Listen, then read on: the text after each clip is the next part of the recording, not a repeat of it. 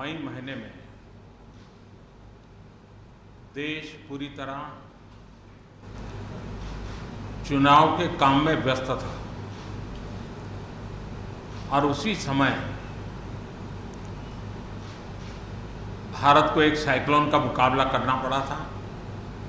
उस समय सबसे ज़्यादा दुष्परिणाम उड़ीसा पर हुआ था।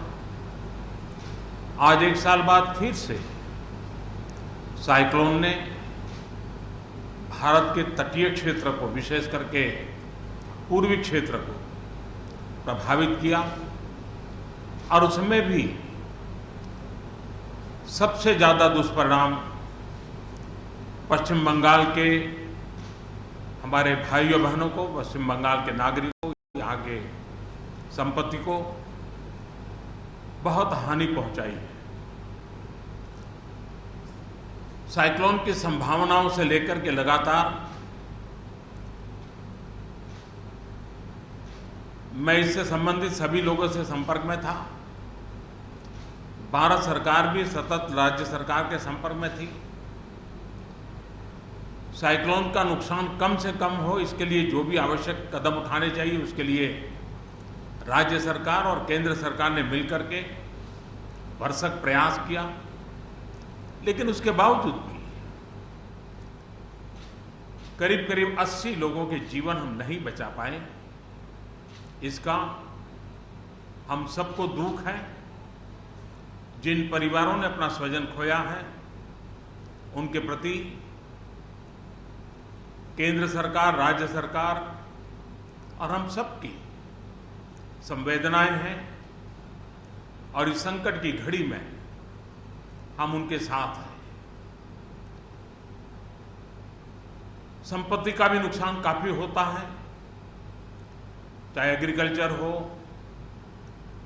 चाहे पावर सेक्टर हो, चाहे टेलीकम्युनिकेशन हो,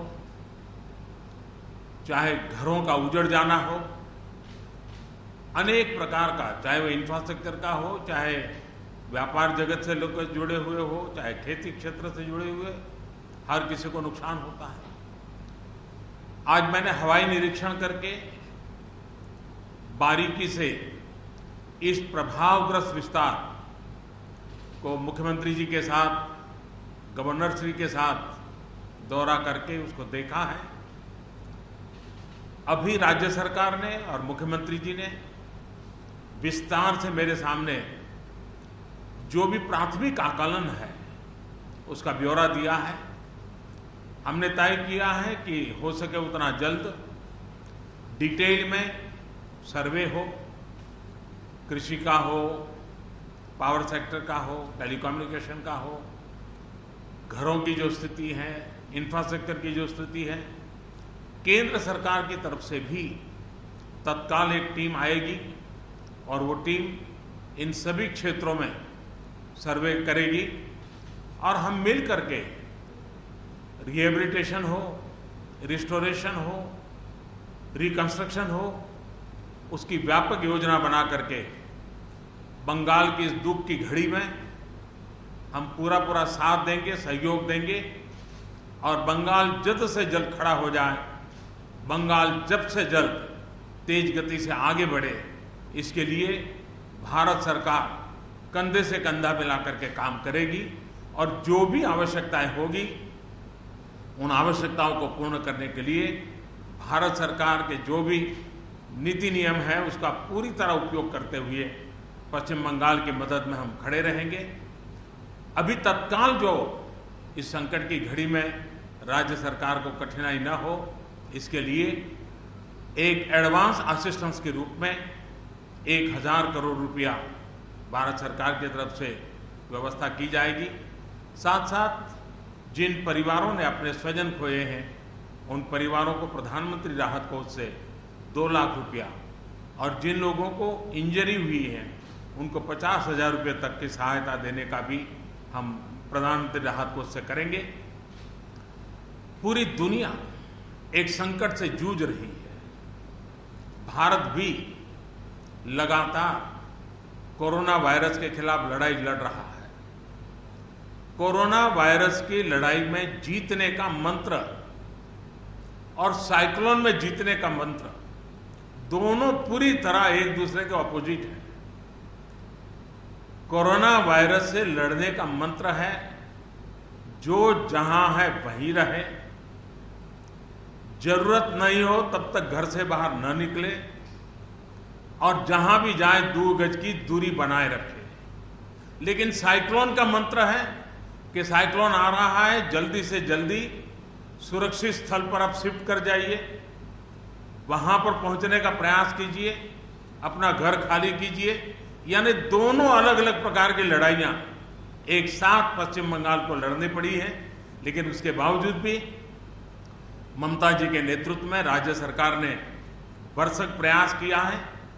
भारत सरकार ने भी लगातार उनके साथ रह करके इस संकट की घड़ी में जो भी आवश्यक, जो एडवांस में करने योग्य था, जो उसी समय करने का योग्य था और जो आगे दिनों के करने की आवश्यकता है, उसको भी पूरा करने का हम प्रयास करेंगे। आज समग्र देश को जिनके लिए गौरव है, ऐसे राजा राममोहन राय जी की जन्म जयंती है और उस समय मेरा पश्चिम बंगाल की इस पवित्र धरती पर होना मेरे मन को छूने वाली बात होती है। लेकिन संकट की घड़ी से हम जूझ रहे हैं, तब मैं तो इतना ही कहूँगा कि राजा राममोहन राय जी हम सबको आशीर्वाद दें ताकि समयानुकूल समाज परिवर्तन के जो उनके सपने थे उनको पूरा करने के लिए हम मिल बैठ करके, मिलजुल करके एक उज्जवल भविष्य के लिए, भावी पीढ़ी के निर्माण के लिए समाज सुधार के अपने कामों को निरंतर जारी रखेंगे और वही राजा राममोहन राय जी को उत्तम श्रद्धांजलि होगी। मैं मेरे पश्चिम बंगाल के सभी भाइयों बहनों को विश्वास दिलाता हूं कि संकट की घड़ी में पूरा देश आपके साथ है। भारत सरकार कंधे से कंधा मिला करके आपके साथ आने वाले सभी कामों में खड़ी रहेगी। इसी संकट की घड़ी के समय आप सबसे मिलने आया हूं, लेकिन कोरोना वायरस के कारण सब नागरिकों से तो नहीं मिल पा रहा हूं। मन में एक कसक तो रह जाएगी। यहां से मैं आज उड़ीसा की ओर जाऊंगा और वहां भी हवाई निरीक्षण करूंगा, वहां के माननीय मुख्यमंत्री जी से, वहां की सरकार से बातचीत करूंगा। मैं फिर एक बार पश्चिम बंगाल की इस दुख की घड़ी में मैं आपके साथ हूं। जल्द से जल्द आप इस संकट से बाहर निकले, इसके लिए मैं पूरी तरह आपके साथ रहूंगा। बहुत बहुत धन्यवाद।